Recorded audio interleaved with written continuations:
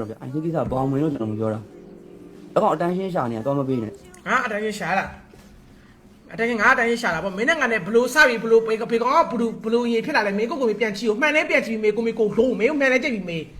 မပေါက်လားလုံးမအောက်တန်းသားမင်းကငါအတန်းရှင်းရှာရလားလီးပဲရပါအတန်းရှင်းရှာတယ်ဆိုရှင်မင်းတို့တကယ်ပေါက်နေတာမလဲဘူးမင်းတို့တကယ်ပေါက်နေတာဟာလားမင်းကငါအတန်းရှင်းရှာရလားမင်းကငါအတန်းရှင်းရှာတယ်ဟုတ်လားမင်းရတယ်ကွာရှင်းကြည့်တယ်လေကွာမင်းရတယ်ဟဲ့အောင် TikTok မှာ follower ဘယ်လောက်လဲ9သိန်းကျော်သွားပြီ TikTok မှာ follower 9သိန်း TikTok မှာ follower 9သိန်း3000နော် Facebook မှာ follower 3သိန်း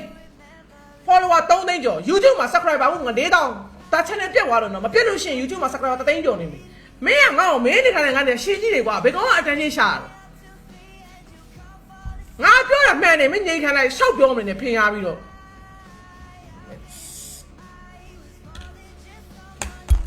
စိတ်ကစိတ်ကြည့်လား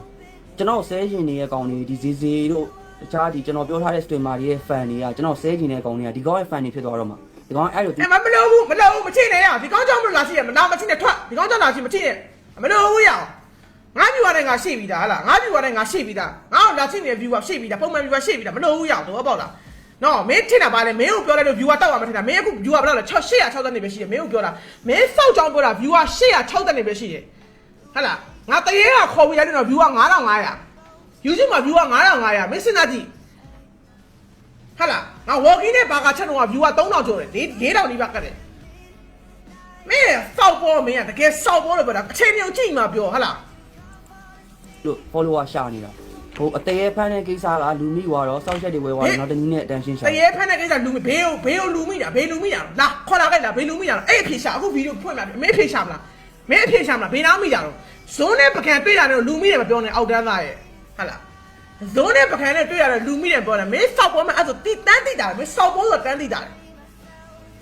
မင်းဇုံးနဲ့ပကံတွေ့ရလူမိပါတယ်ပေါ့မရလားငါလူမိပါတယ်ပေါ့